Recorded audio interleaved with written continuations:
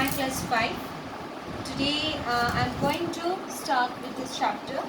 I've already started this chapter. So that is chapter number 6, E. Sridharan, the Metro Man. So please take out page number 35. Page number 35. So we have finished till 1990, that means the second paragraph. Okay. So we are going to start today with the third one.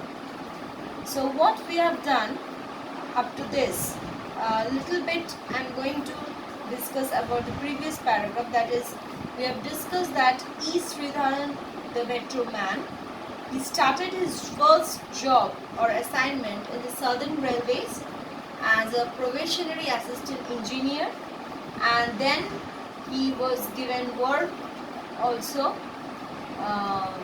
He got the award, okay, Railway Minister's Award he was given. It was a great achievement for him. It is because why he got that award. I told you why he was given that award. Because he was able to repair the railway. Okay, there was a breach. The railway there was a breach. Okay, that is the Pamban Bridge. Okay, which connected Rameshwaram to the mainland of Tamil Nadu. So it was washed away by the huge tidal wave, and the railway set a target that within 6 months they will complete the repairing. But Sridharan has finished that bridge, restoring the bridge within 46 days. So that's why he got the Railway Minister's Award.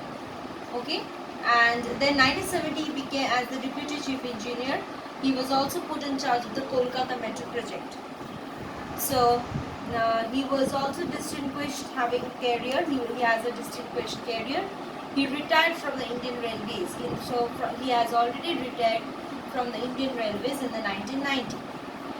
So today we are going to start after that. That is, though he retired from the Indian Railways, the government made him in charge of the Konkan Railway project.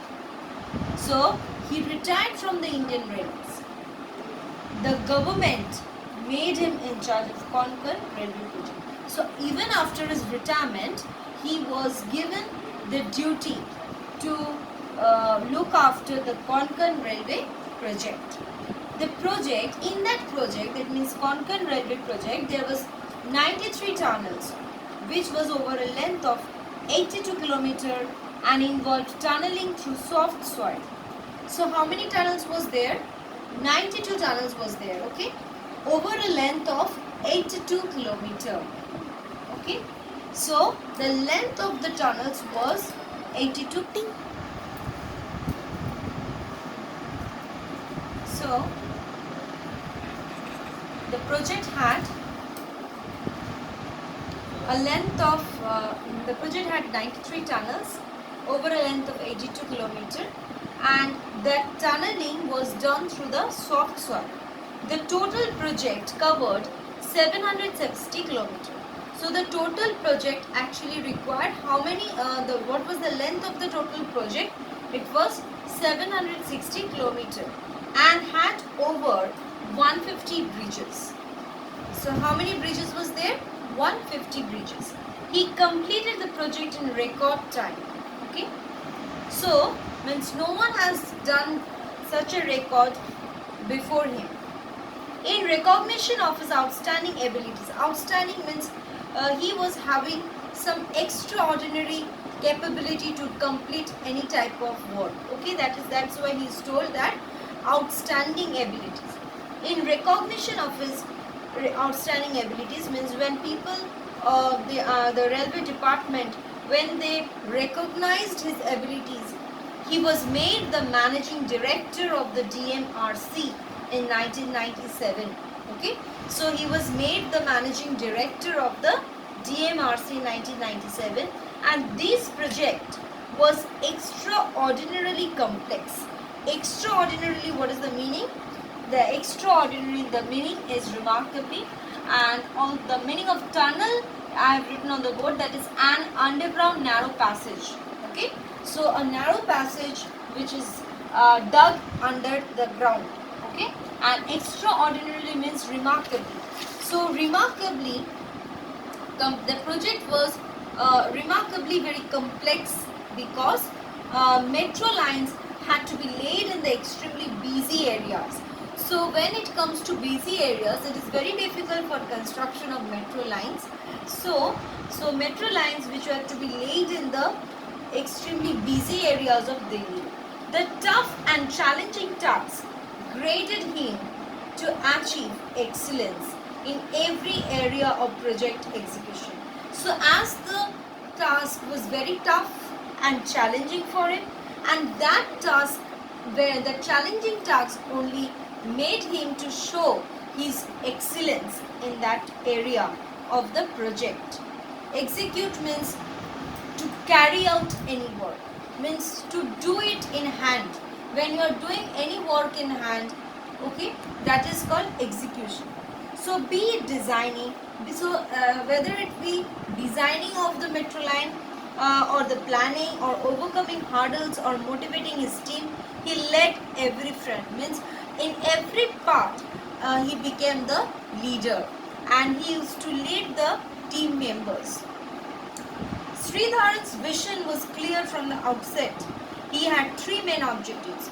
So, before he has started his work or he was moving in his own profession, he has three main objectives. What are the three objectives or his purpose? Objectives means his duty or his purpose to complete the work. That is, number one, he wanted to develop a world-class metro system.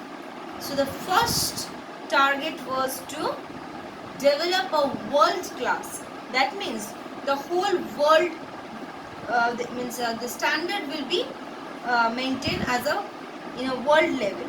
So world-class metro system. Number two, to complete the project within the time schedule.